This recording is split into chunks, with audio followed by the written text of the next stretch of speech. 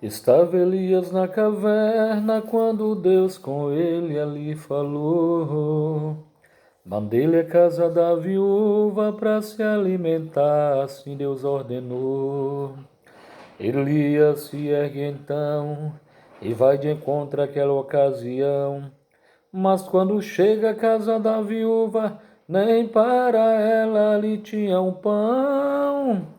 Deus proverá, Deus proverá, Deus proverá, Deus proverá. Olá, amados, eu sou Denis Silva e estou aqui de volta mais uma vez, certo? Nós abrimos este canal é recente, nós o criamos com uma finalidade, certo? Para divulgarmos o nosso trabalho. Nós temos já no canal algumas composições, algumas letras, e nós estamos divulgando para que haja algum interessado, algum dos irmãos cantores, algumas das irmãs cantoras, certo? Nós temos admiração por todos os artistas, certo? Que têm cantado, e nós, nesse trabalho, nós queremos apresentar para que venha alguém a se interessar. Eu não sou cantor, eu apenas componho pela graça de Deus. E tenho guardado, arquivado algumas letras, certo? Algumas composições, bastante o suficiente para fazer um trabalho, entendeu? Então,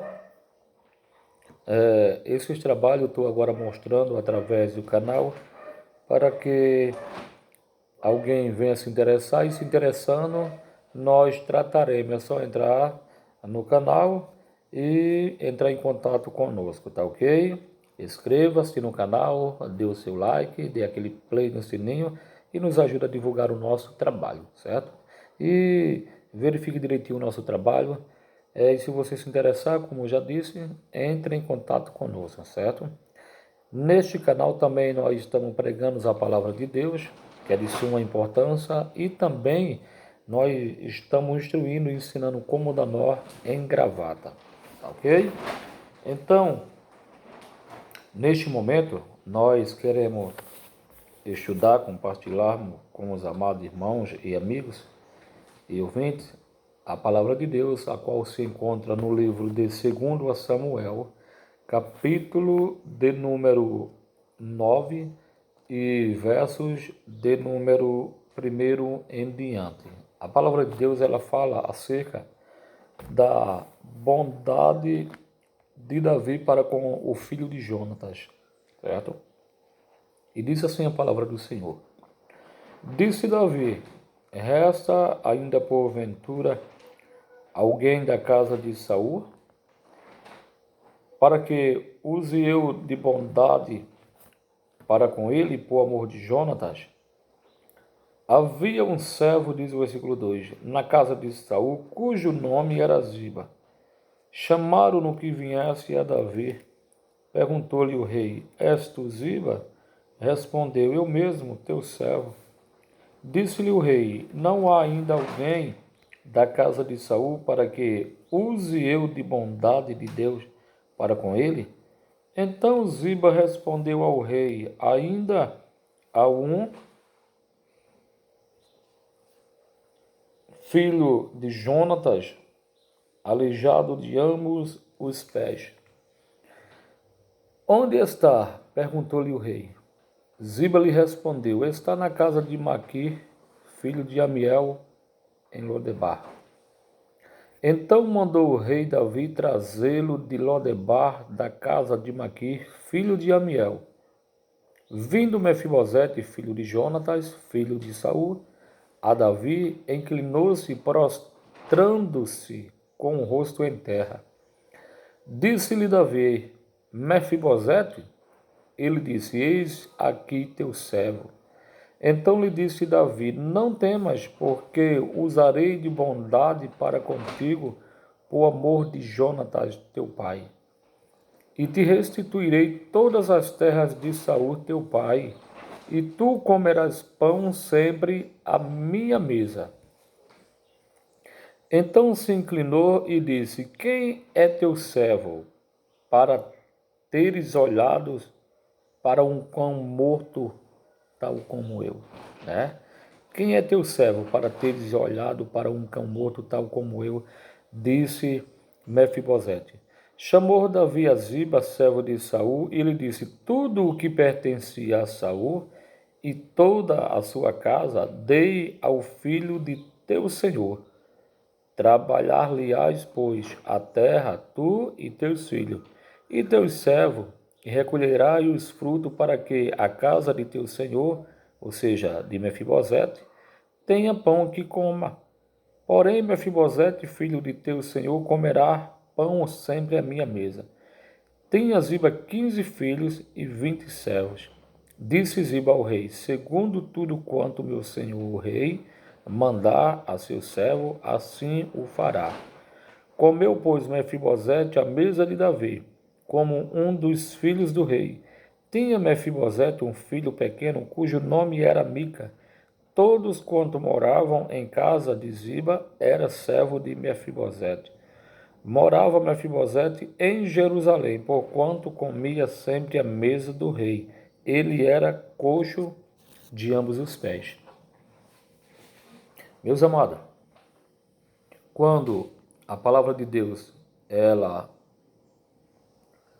nos fala acerca do personagem de Mefibosete, acerca do personagem de Davi, acerca do personagem de Saul, nós trazemos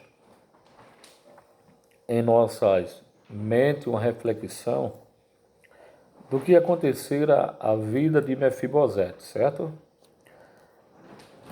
Até então, a Bíblia ela nos revela que em um certo momento sobreveio uma guerra sobre o reino de Saul e Saul entra na batalha, entra na peleja com seu filho Jonatas e com os seus soldados. O que sucedeu? A Bíblia nos revela e nos mostra que nesta batalha Jonatas, amigo de Davi, ele fora preso, ele fora morto, certo?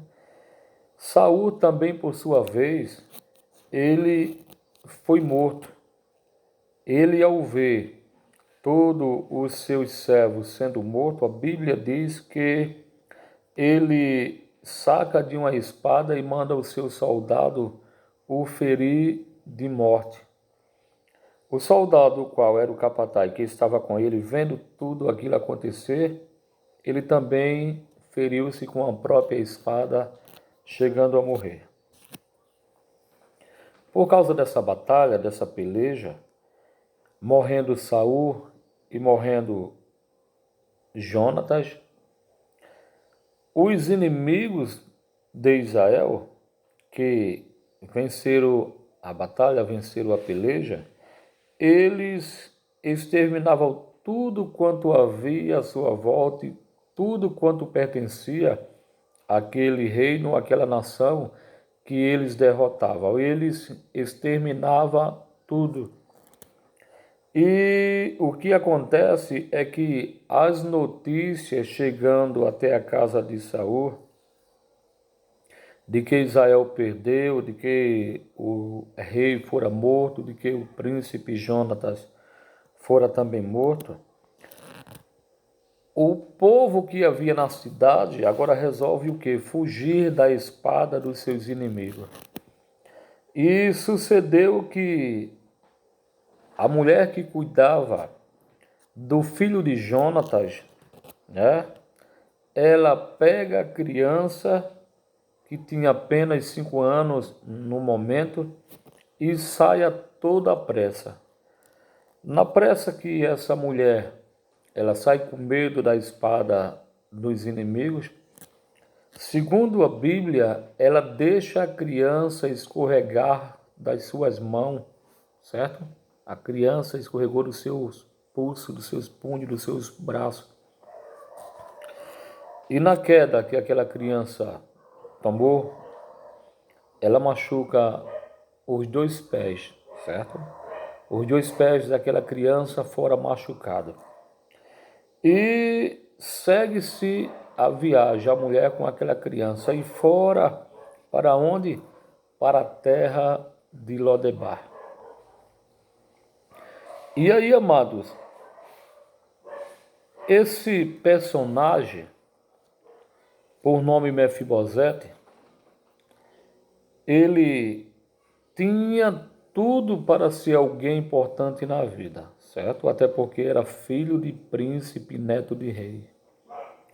Mas as consequências dos atos das guerras e da administração do rei Saul, seu avô, levou Mefibosete a descer de um nível que, aos olhos do povo, era coisa muito grande. Ou seja, Mefibosete na condição de príncipe, e agora Mefibosete na condição de alguém que está em uma cidade às ocultas, escondida, certo? Vivendo de forma um pouco caótica, escondido e sendo humilhado, não era fácil, certo? Mas quando a gente procuramos estudar um pouco a palavra de Deus, a gente começa a perceber que os antigos eles usavam a arte da metonimia, que quer dizer a arte de se dar nome ou a arte de apelidar. E os antigos, eles tinham por costume na época de eles dar nome às pessoas independentemente do estado de convivência que estava aquela pessoa. Ou seja, hoje nos dias atuais as pessoas dão um apelido em alguém por algum motivo, não é verdade? Por alguma razão. Então, passa a dar outro nome ou apelidar alguém por alguma coisa que aconteceu na sua vida. E era isso que os antigos usavam, certo? Aí chama-se arte da metonimia, a arte de dar-se nome. Então, segundo os relatos, Mefibosete, ele era chamado de Meribaal. E Meribaal queria dizer, Baal é meu senhor, Baal é meu advogado. Aí eu pergunto, como os antigos eles amavam, certo? Adorar ídolos, idolatrar a homens, foi o caso de Mefibosete. O que eu vejo aí nessa história é que quando Mefibosete ele chega na cidade de Lodebar, por certo ele não tinha, entende, eu não estou confirmando, por certo ele não tinha Deus como seu Deus e como seu Senhor, certo? Por que eu digo não estou confirmando? Porque eu não estou afirmando que ele tinha o que não tinha. Mas, pelo nome que o povo dava às pessoas, segundo o que elas viviam no momento, então Mefibosete provavelmente era um seguidor de Baal, era um adorador de Baal. Então dava-se o nome de Meribaal, ou seja, servo de Baal, seguidor de Baal, ou ao inverso, Baal é meu Deus, ou Baal é meu Senhor, ou Baal é meu advogador, o meu protetor. Então, por aí você vai entender, entendeu? Que Mefibosete não tinha Deus como seu Senhor, porém Baal como seu Deus. Mas como Deus, ele tinha um propósito e um plano na vida de Mefibosete, Deus começa a trabalhar a natureza de Mefibosete, começa a trabalhar a vida de Mefibosete. Assim como Deus, ele teve plano na minha vida e eu ouvi o evangelho e para mim era como se eu não ouvisse nada. E hoje eu me encontro aqui falando com você de Deus, certo? Falando de Jesus. Então, com o tempo, o nome de Mefibosete agora, ou seja, o nome de Meribaal, agora é mudado para Mefibosete, certo? A princípio, a gente lemos a leitura Mefibosete, mas quando a gente vai para os estudos, a gente não vamos encontrar Mefibosete de cara, a gente vai encontrar Meribaal. E o que acontece? O que acontece é que agora ele passa a ser reconhecido como Mefibosete. Mas como Meribaal, servo de Baal, eu imagino as pessoas que o rodeavam e passando por ele e humilhando aquele moço que já não era mais criança, certo? Ele chega lá criança, mas quando a gente vem para a leitura, Mefibosete ele já não era mais uma criança, já era um jovem senhor. E aquelas pessoas, por certo, olhavam para aquele jovem e zombavam dele, certo? Olha o servo de Baal, olha o seguidor de Baal. E humilhava porque via que ele era da linhagem de sangue azul. Que ele era um jovem que, se não fosse o destino que mudou os traços da vida dele, ele não estaria ali como alguém participante da miséria a qual os demais moradores participavam. Mas ele estava como o Senhor. Quem olhasse para ele, iria olhar para ele e baixar a face com um sinal de reverência e respeito pelo poder e autoridade que ali lhe concediam, certo? Aí eu vejo que as pessoas faziam isso. Quem sabe alguém passava e olhava e dizia, sabe quem era aquilo ali? Aquilo ali era príncipe, filho de príncipe, neto de rei. E olha a situação dele, olha o estado.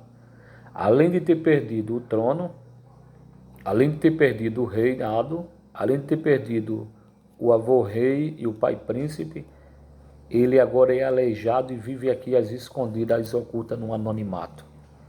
Certo? Aí o que é que acontece, amado? O tempo vai passando. O tempo vai passando.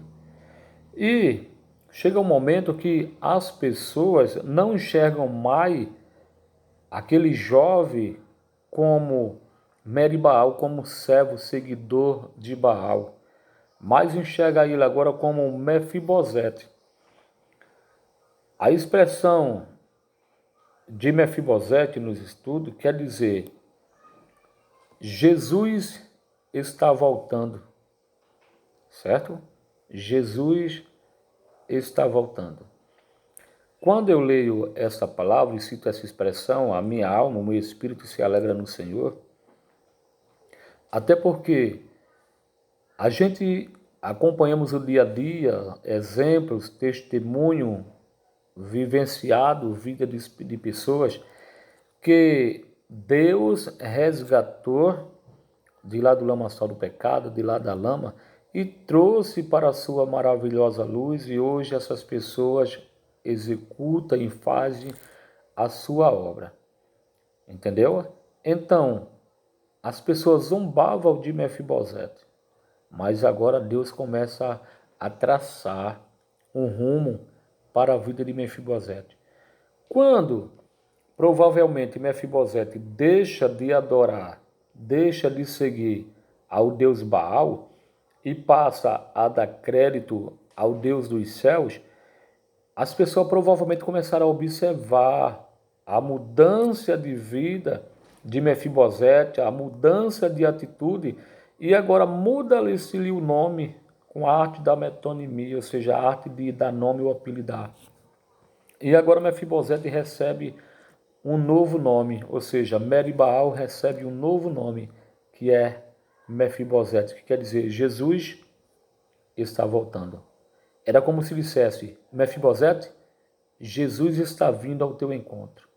Jesus está chegando para te dar renovo. Jesus está chegando para te erguer. Ei, amados, eu quero te dizer que quem sabe você é um Mefibosete da vida. Quem sabe eu agora estou falando para você que é um Mefibosete dos dias atuais, está vivendo coisa semelhante ao que viveu aquele jovem, certo? Tinha de tudo, porém agora se encontra precisado, necessitado e ajudado por alguém que vê a tua situação.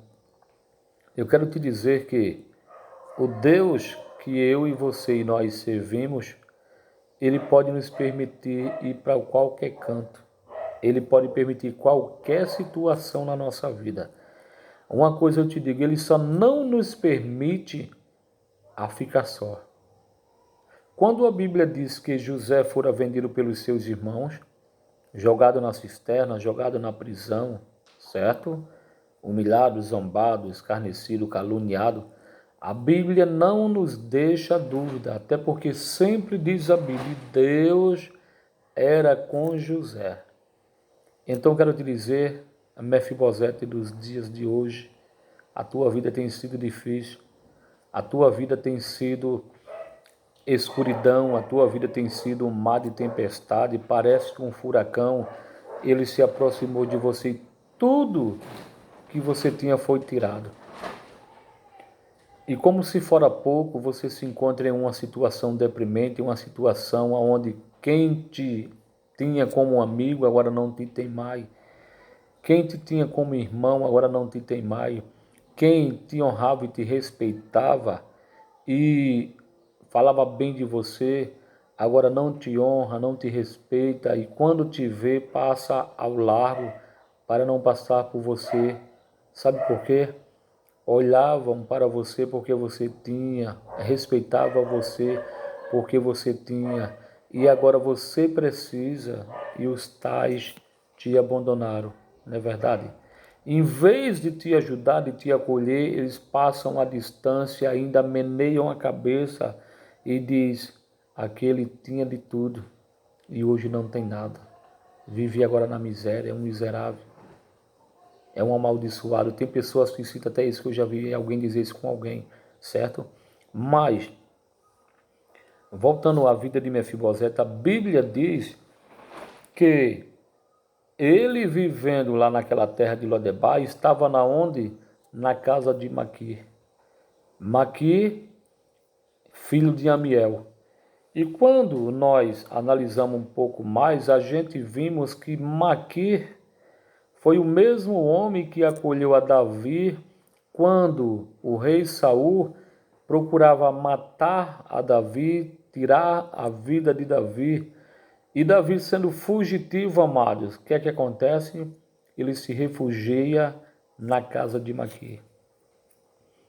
Eu quero te dizer, amado, que apesar de você estar passando por um momento tão triste, por um momento tão necessitado, eu quero te dizer que teu Deus, o Deus dos céus, Ele vai sempre usar alguém para te acolher, certo? 1000 pessoas podem te desamparar, mas Deus vai escolher uma pessoa para te acolher, para te abraçar, para dizer, chega-te aqui porque eu estou contigo, eu sou com você, sou teu amigo. Sabe por quê?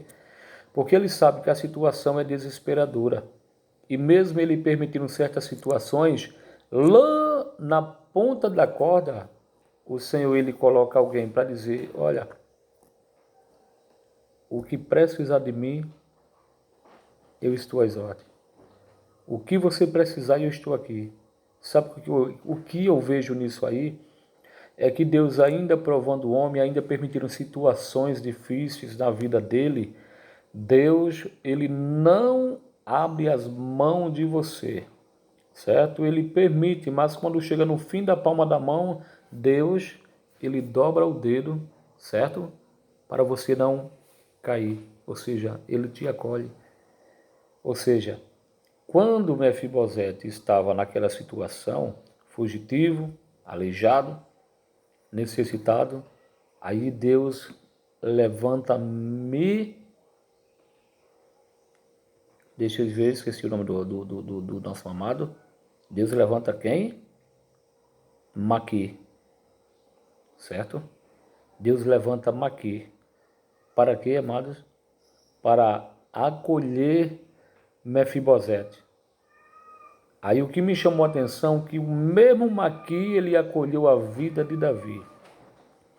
Aí eu te digo que Deus sempre irá acolher a tua vida. Não importa a situação que você chegar, Deus sempre vai usar alguém para acolher você. Quando você olhar para um lado, olhar para o outro, olhar para trás, olhar para frente e dizer tudo está perdido, aí Deus envia alguém para dizer: eu vim te prestar socorro. E Deus está prestando socorro.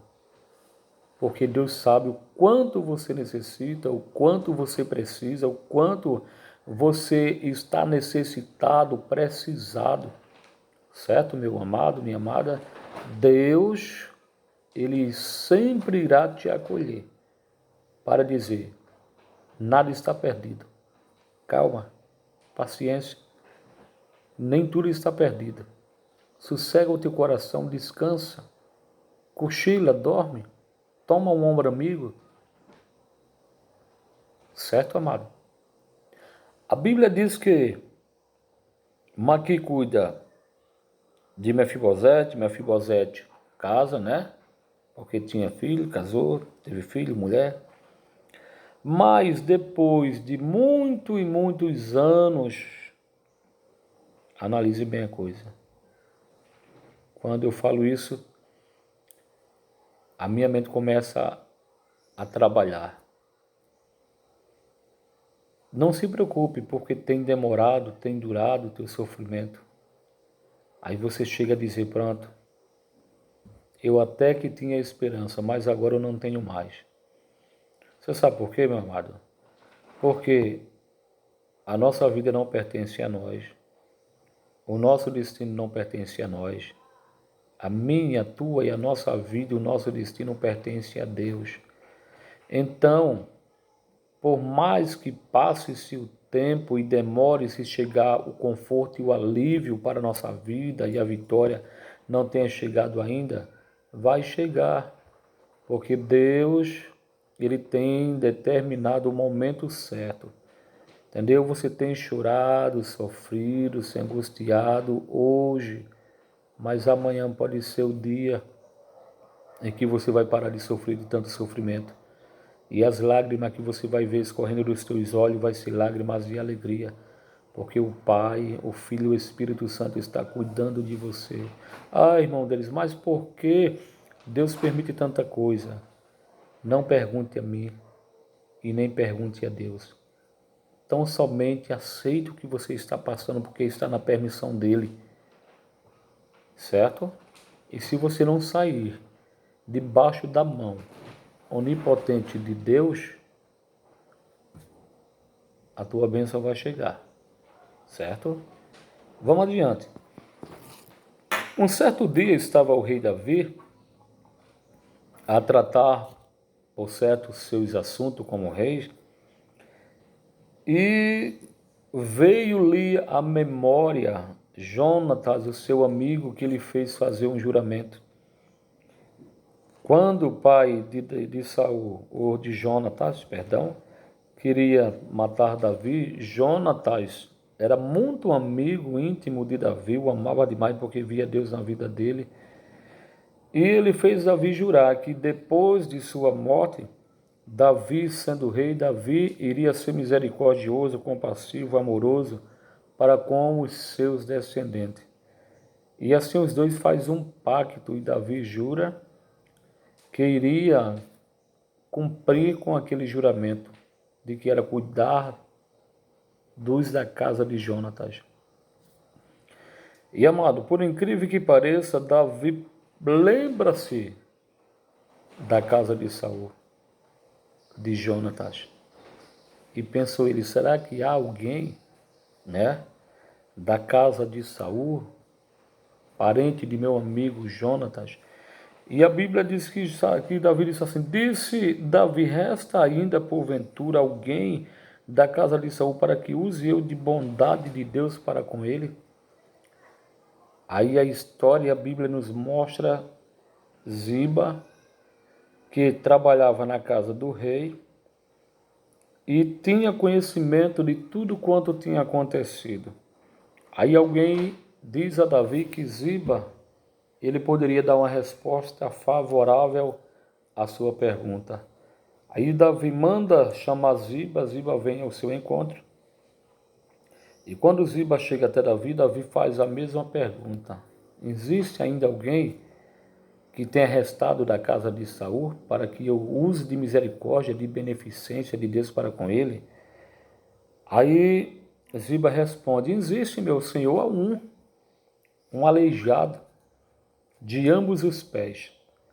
Amado, analisa bem a expressão da palavra. Porque Ziba, ele não disse, sim, meu senhor, ainda há um filho do meu senhor e ele está lá numa cidade mais adiante. Mas a primeira impressão é que ele diz, há um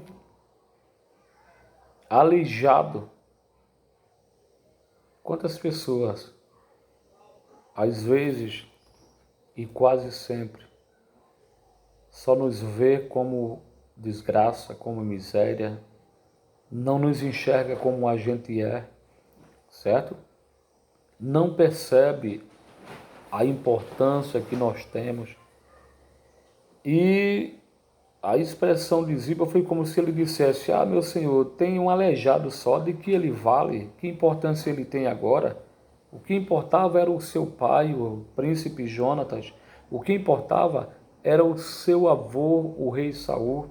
Então, para que o senhor vai se importar com um aleijado? E já faz tanto tempo que nem falamos mais nele, certo?